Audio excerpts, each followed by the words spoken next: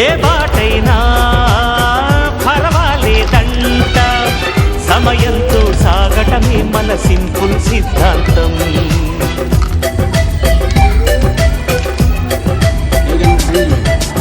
చిరుగాలికి పరిమళమిచ్చి సిరిమల్లెల వనమై ఉందా, గగనాన్ని నేలను కలిపి హరివిల్లుల వంతెన అవుదా. ఆనందం అంటే అర్థం మనమంతా, ప్రతి పూట పాటై సాగే హుషారు సరిగమలో.